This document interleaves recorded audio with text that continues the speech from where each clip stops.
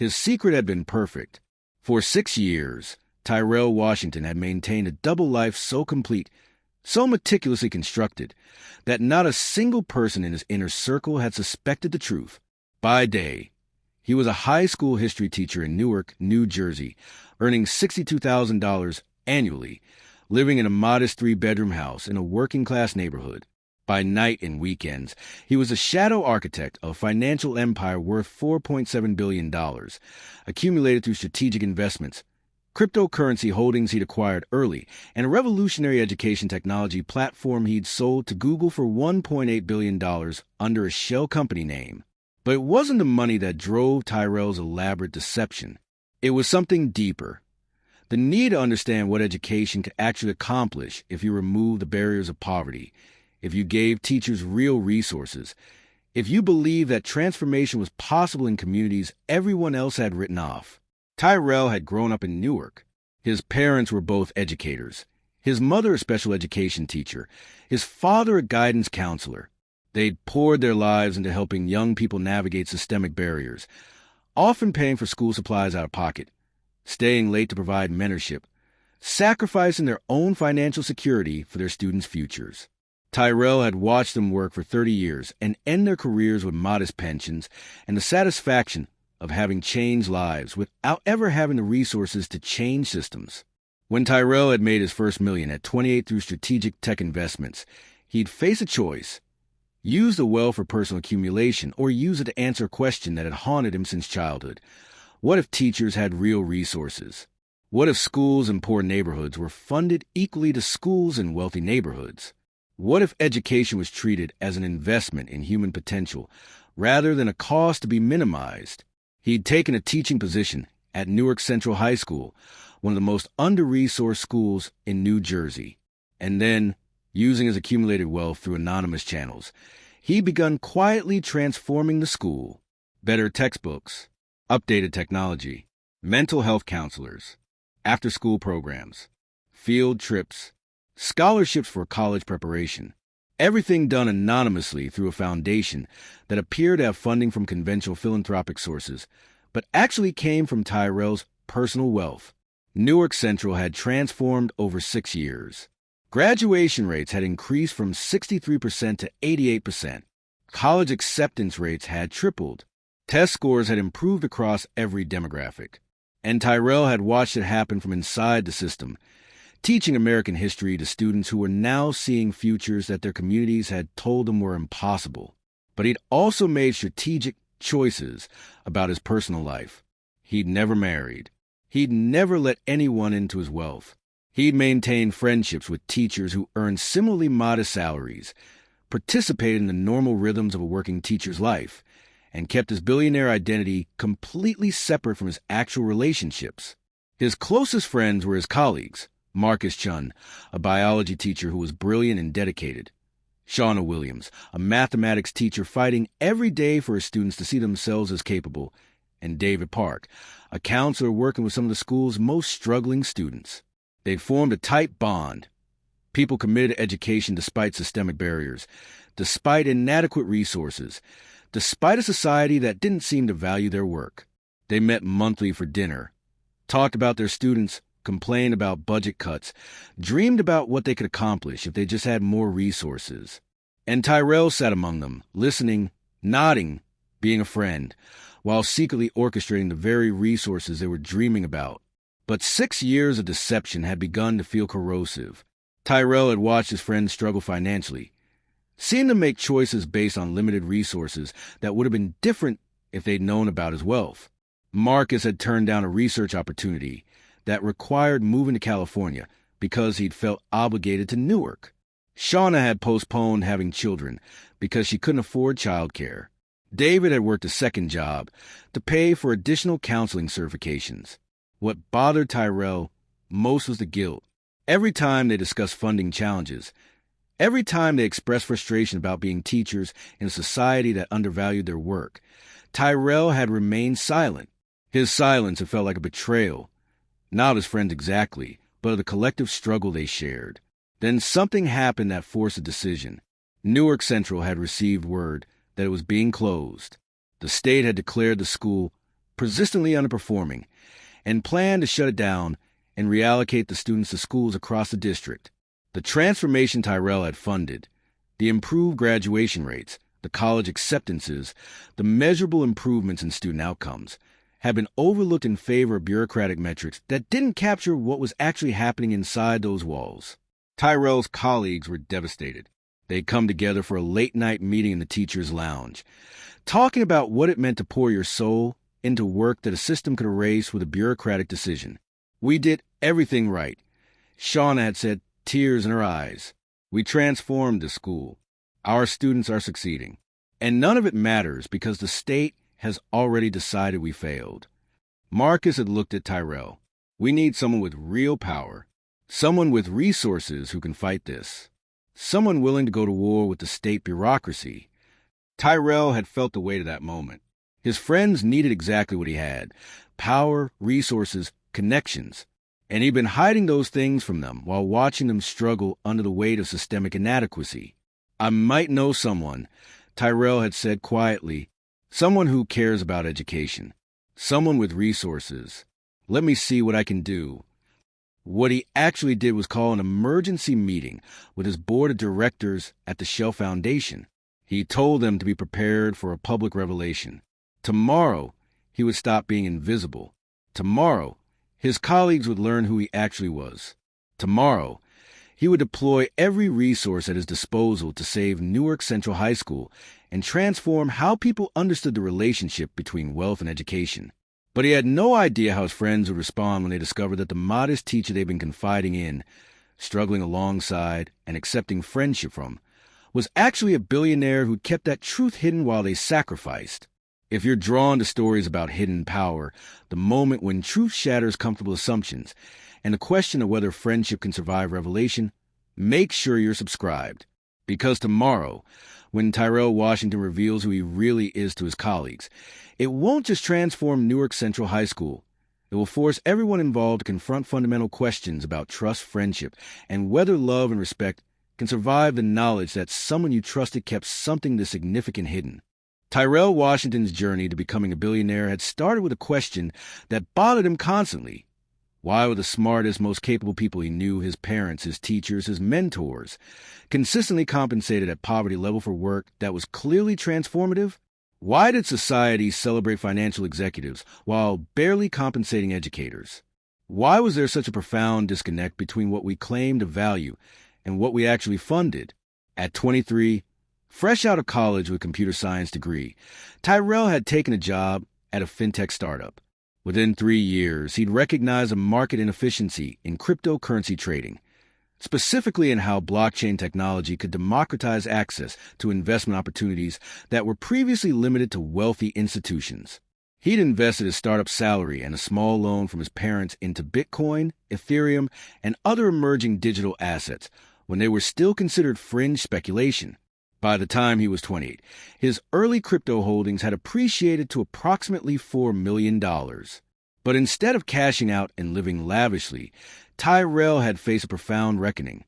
He'd watched his mother retire from teaching after 37 years, leaving with a modest pension and chronic stress from decades of inadequate resources.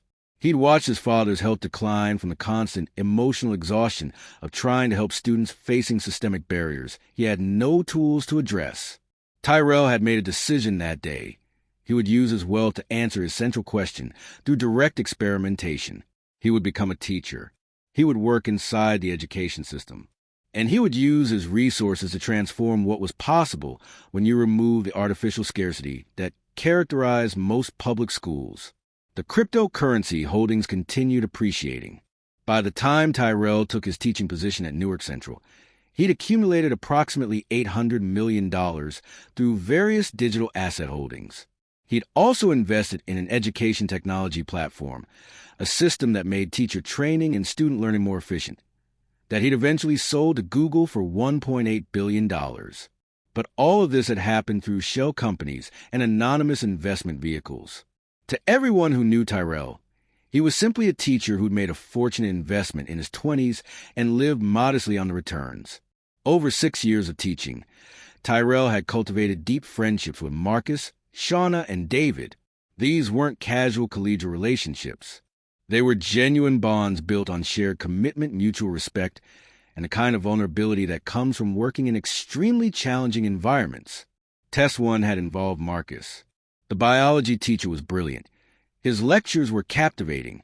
His research interests were groundbreaking, and he genuinely cared about his students' understanding rather than just test scores. But Marcus was also trapped in a financial box. He'd been offered a research position at UC Berkeley that would have paid $150,000 annually and offered the intellectual freedom to pursue his interests. He'd turned it down because he felt obligated to Newark, to his students, to the community that needed him. Tyrell had watched Marcus make that sacrifice and wondered, would Marcus have made the same choice if he'd known that staying in Newark would eventually lead to resources that could amplify his impact? Tyrell had never revealed the foundation funding that was making Marcus's research possible within the school. Marcus simply assumed the school district had finally found budget for science programs. Test 2 had involved Shawna. She was the daughter of a single mother, had worked her way through college, and had sacrificed significantly to become a teacher.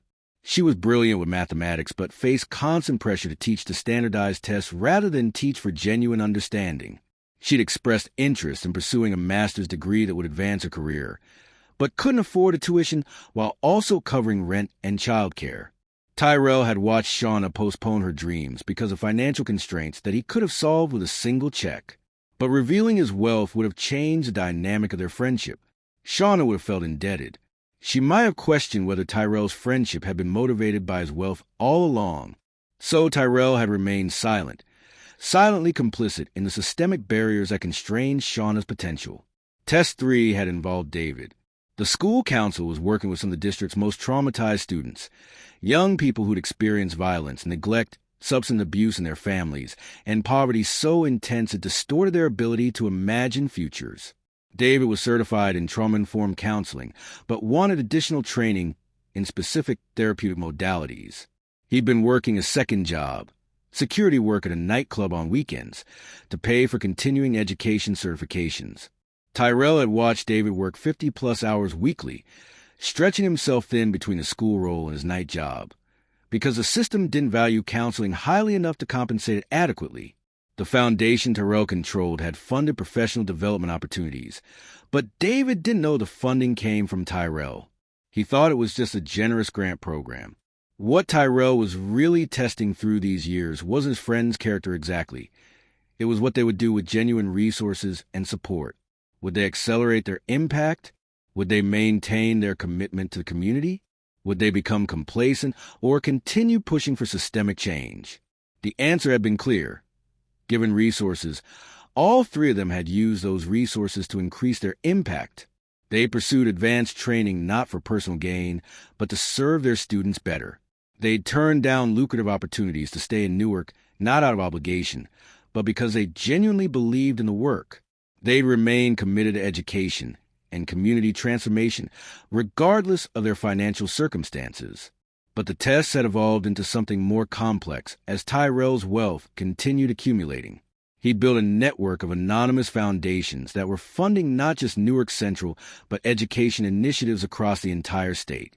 He'd invested in teacher training programs, created scholarship funds for students from low-income backgrounds, and built infrastructure that was slowly transforming how education was resourced in underserved communities. And through it all, he'd maintained his invisibility. His colleagues knew him as Tyrell, their friend and fellow teacher. They didn't know he was orchestrating a fundamental shift in education policy and funding through channels they couldn't see. The guilt had intensified over time, especially as he'd watched his friends make sacrifices that wouldn't have been necessary if they'd known who he actually was. Marcus could have pursued his research while staying in Newark if he'd known about the funding infrastructure Tyrell was building. Shawna could have pursued her master's degree without the financial strain if she'd known resources were available. David could have focused entirely on his counseling role rather than working weekend security if he'd understood the funding landscape. But more than guilt, Tyrell had felt something else. The realization that his invisibility wasn't just protecting his friends from deception, it was also limiting what they could accomplish together. If they'd known his full capacity, they could have collaboratively designed an even more transformative approach to education in Newark. They could have leveraged his resources more strategically. They could have built something more powerful together than what Tyrell was building alone, while pretending to be their peer. The school closure announcement had crystallized all of this. Facing the loss of Newark Central forced Tyrell to confront a central question. Was it more important to protect his friends from the knowledge of his deception, or to deploy his resources for the justice and transformation that his friends had been fighting for? The answer had become clear. His friendship with Marcus, Shawna, and David mattered less than the school that served 2,000 students. His comfort with invisibility mattered less than the educational justice his colleagues were fighting for. His fear of how they'd react to his revelation mattered less than the power to actually save the institution they'd collectively built. But Tyrell also understood that his revelation would fundamentally change his relationships with the people he loved most. They would feel betrayed. They might question whether their friendship had ever been real. They might wonder if Tyrell had been studying them, testing them, using them as subject for some elaborate social experiment about what people would do if they had resources. So the night before his public revelation, Tyrell sat at his modest house, a house he'd deliberately chosen to keep, despite owning several properties, and he wrote letters. Not explanations exactly, but attempts at honesty about why he'd made the choices he'd made, what he'd been learning through years of invisibility, and what he hoped might be possible if his friends had moved through their anger and hurt toward understanding. He addressed one to Marcus. "You're the smartest person I know. I watched you turn down the Berkeley opportunity because you believed in Newark. That belief wasn't misplaced, but I robbed you of the knowledge that could have transformed how you approached that choice. I'm sorry for that." He addressed one to Shawna. "You've sacrificed more than anyone I know. You've built your capacity despite barriers that shouldn't exist. Tomorrow, you'll learn that some of those barriers didn't have to exist, that I had the power to remove them and chose not to because I was afraid. I'm asking you to forgive me not because I deserve forgiveness, but because the work we built together is too important to abandon because of my failures." He addressed one to David. "You see people clearly, all their potential, all their pain, all their possibility. Tomorrow you'll see me clearly too, not just the teacher you've known, but the person I've been hiding. That person isn't more worthy of your friendship, but I hope that person, with all his resources and all his failures, can finally do what should have been done years ago. Deploy everything to create the justice you've been fighting for." In the morning, Tyrell didn't go to his teaching classes. Instead, he went to the superintendent's office with his attorney and a document that would change everything.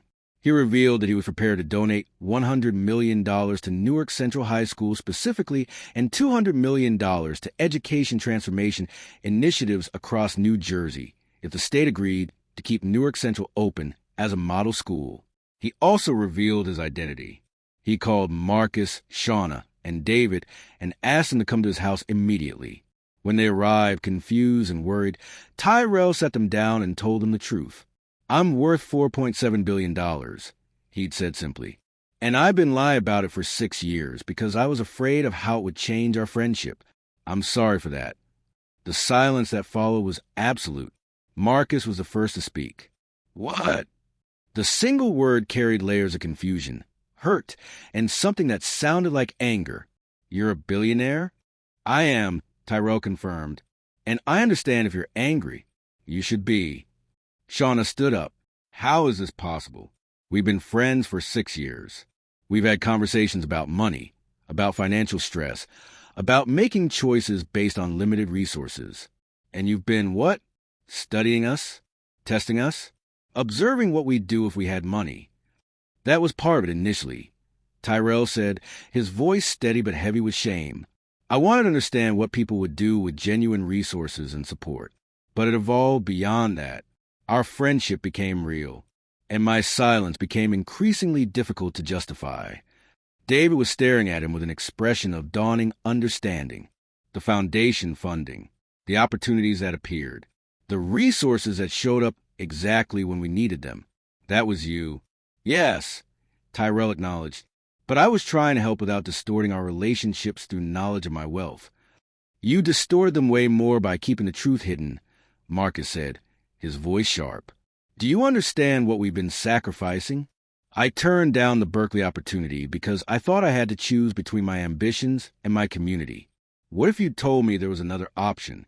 I don't know if there was, Tyrell replied. Your choice to stay in Newark wasn't made possible by my money. It was made possible by your commitment to something bigger than personal achievement. I didn't want to undermine that by making you financially comfortable. I wanted your commitment to remain authentic. That's paternalistic, Shawna said sharply. That's making decisions about what we should know, what we should sacrifice, based on your assumptions about what would keep our commitment authentic. That's not friendship. That's manipulation. Tyrell felt the weight of that accusation because it was accurate. You're right. I was making decisions for you based on my assumptions about what you needed. That was wrong. But I did it because I cared about you, not because I was trying to harm you. Caring and hiding something this significant aren't compatible, Shawna continued. If you actually cared about us, you would have trusted us with the truth. You would have believed we could handle knowing about your wealth and still be our authentic selves. David spoke quietly. Why now? Why reveal yourself now? Because Newark Central is being closed, Tyrell said, and I realized that my invisibility was costing us something precious. If we'd been working together as a true team, if you'd known my full capacity, we could have built something more powerful. We could have saved the school years ago. We could have transformed education in Newark systematically rather than just quietly. So you're revealing yourself because you need us? Marcus asked, or because you finally believe we're worthy of knowing the truth? The question cut to the core. Both, Tyrell admitted. I'm revealing myself because Newark Central needs to be saved, and I have the I'm also revealing myself because I've realized that keeping the truth hidden was about protecting my comfort, not protecting our friendship. And I'm asking you to forgive me for that. Not because I deserve forgiveness, but because what we're trying to build is bigger than any individual person's hurt. Over the next several hours, Tyrell explained everything. He detailed his wealth, how he'd accumulated it, what he'd been doing with it. He explained the anonymous foundations, the funding initiatives, the education platform sale. He showed them the letters he'd written, the reflections he'd been holding. Marcus, Shawna, and David processed information in different ways. Marcus seemed oscillated between anger and intellectual curiosity, asking detailed questions about investment strategies and why Tyrell had chosen specific vehicles for deploying capital. Shawna was hurt in a way that seemed deeper, questioning whether their entire friendship had been compromised by Tyrell's secret. David was quiet, processing the implications for what they could now accomplish together. By evening, they'd moved from the revelation into strategy. Tyrell explained his plan. Donate $100 million in Newark Central to ensure it remained open and thriving, $200 million for broader education transformation, and commit his time and resources to working with them to build a model for how education could actually function when it was properly resourced. I want to work with you, Tyrell said, not as your wealthy friend who's rescuing you, as your partner who has resources we can deploy together. I want your expertise, your judgment, your vision. I want to build something that's genuinely collaborative.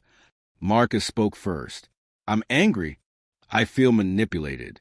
I feel like I made choices based on incomplete information.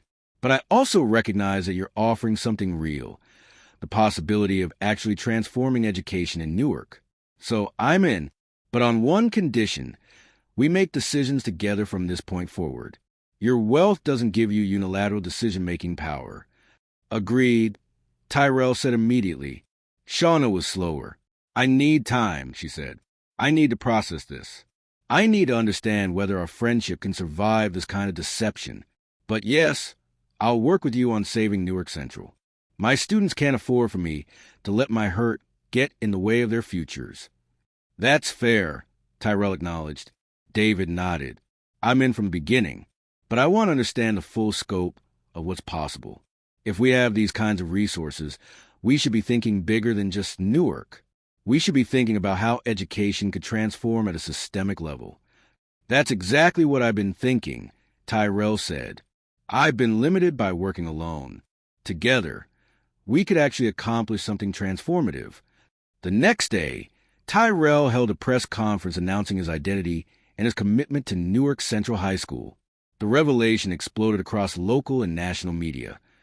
Billionaire teacher dedicates resources to education transformation.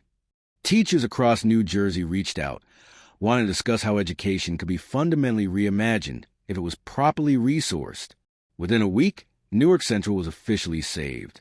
The state agreed to keep it open as an experimental model school with full funding to implement innovative educational practices.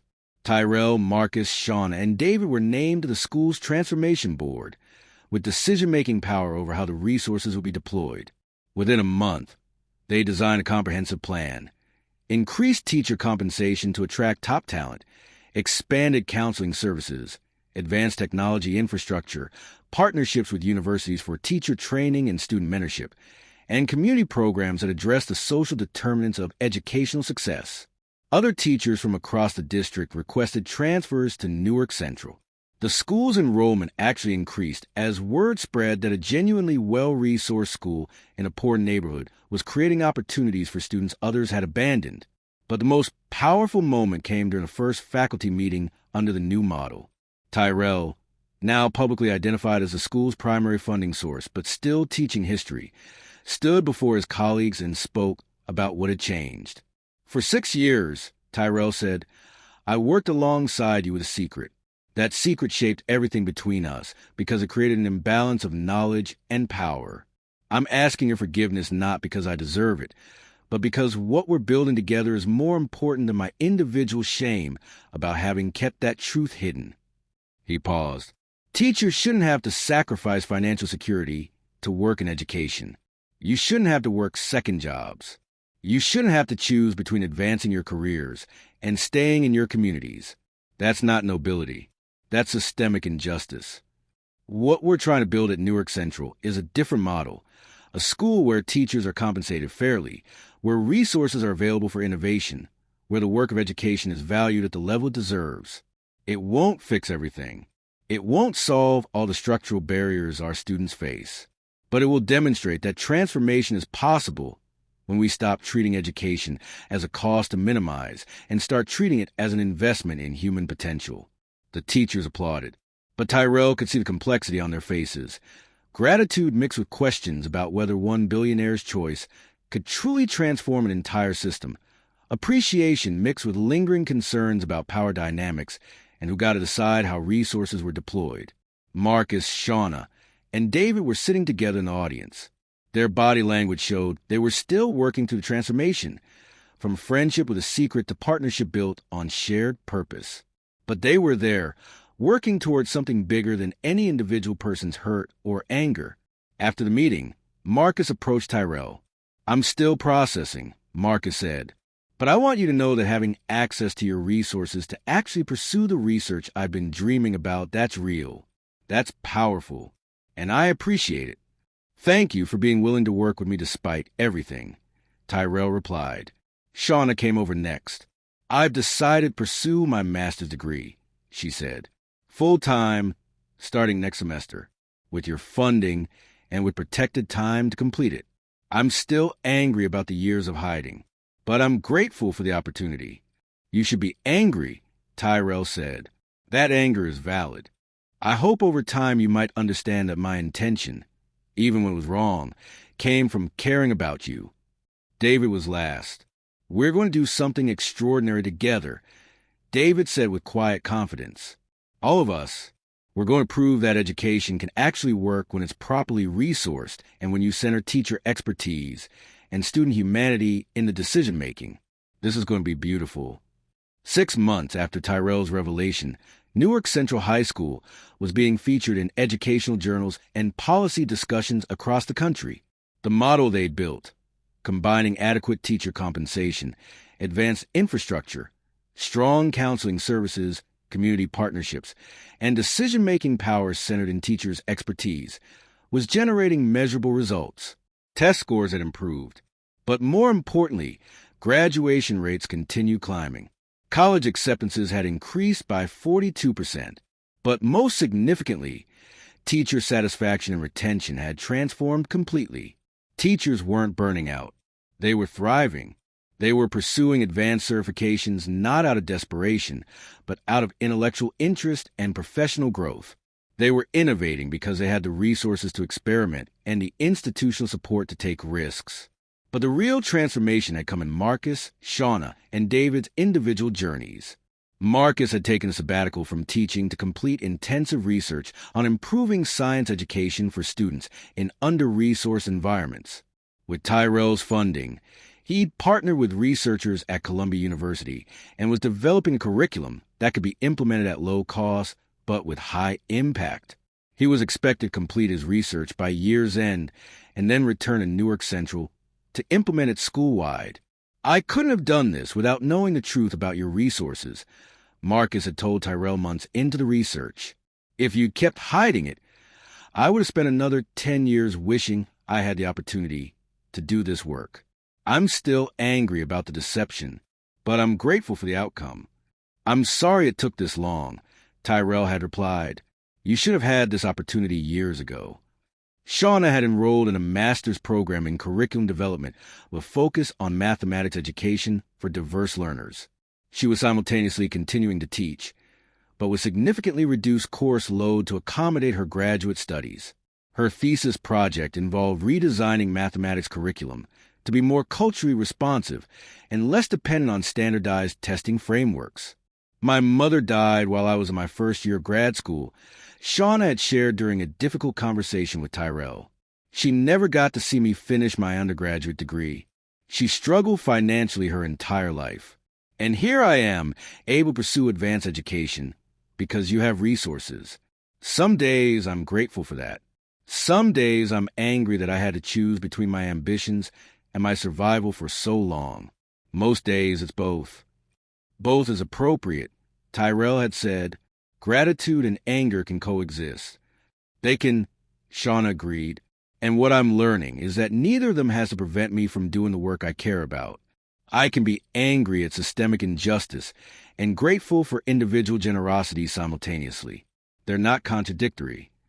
David had leveraged Tyrell's resources to expand counseling services across the entire Newark school district, not just Newark Central. He'd trained additional counselors, created protocols for trauma-informed care, and built infrastructure for addressing mental health systematically rather than hoping individual counselors could manage it alone. "What strikes me," David had told Tyrell, "is that the resources you had, the capacity to deploy this kind of capital, shouldn't be dependent on one wealthy person choosing to act. This should be society's obligation. But since society hasn't accepted that obligation, I'm grateful you're filling the gap." "I'm building the gap as a temporary measure," Tyrell had replied. "But you're right that this should be institutionalized. I'm funding research into education policy changes that could create sustainable, systemic change rather than depending on individual billionaire benevolence." 1 year after the revelation, Tyrell had formalized his commitment to education transformation by establishing a foundation with permanent endowment dedicated to teacher support, student opportunity, and systemic education policy change. He deliberately structured the foundation to center teacher and community voices in decision-making, not to operate from top-down billionaire directives. "I'm trying to use my wealth to make billionaires unnecessary for education transformation," Tyrell had explained to the foundation board.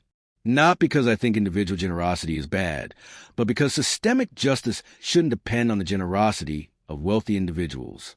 It should be built into how society operates." Marcus, Shawna, and David were all appointed to the foundation board, alongside teachers, community members, and education policy experts. Decision-making power was distributed, not concentrated in Tyrell's hands. But the most profound moment came 2 years after Tyrell's revelation, during a graduation ceremony at Newark Central High School. Tyrell was invited to speak, along with Marcus, Shawna, and David. As they stood together on stage, overlooking a gymnasium full of graduating students who'd been shaped by the transformed school, something shifted.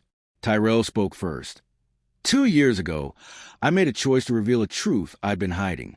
That truth was about wealth, about power, about resources I had access to. But the real revelation wasn't about money.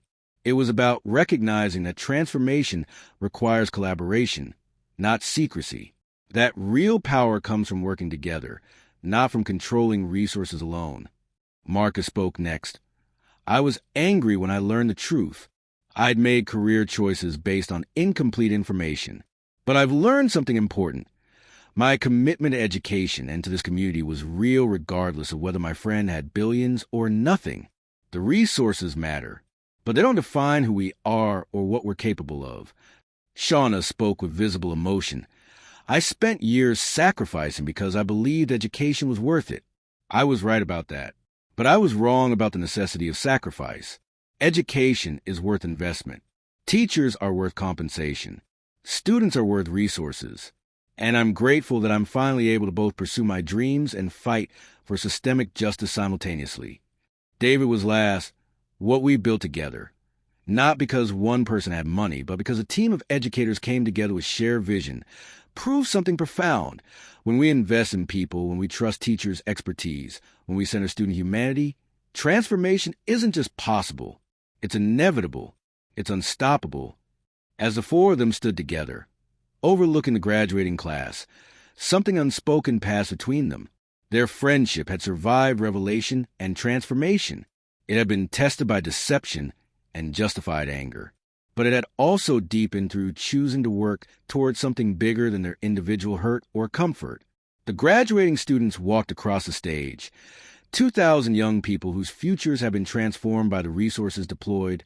Yes, but also by the commitment of educators who believed in them and worked tirelessly to create opportunities. After the ceremony, Tyrell was approached by a young woman named Jasmine, who was graduating as valedictorian. She'd grown up in Newark, had started at Newark Central with a 1.8 GPA and minimal college prospects. 2 years later, she'd transformed herself into one of the top students in the school and had been accepted to Princeton with a full scholarship. I wanted to thank you, Jasmine had said, for what you did for our school, for believing we were worth investing in. I didn't do anything, Tyrell had replied. Your teachers did. Your effort did. I just provided resources. Resources matter. Jasmine had said firmly, but you're right, that teachers matter more. My history teacher, Mr. Washington, he's the one who changed how I see myself in the world. The resources just made it possible for him to do that work fully. But he's the one who actually changed me. Tyrell felt something shift in his chest. The student had understood something it had taken him years to learn. That resources matter, but they're not the foundation of transformation. Belief, commitment, and human connection are the foundation.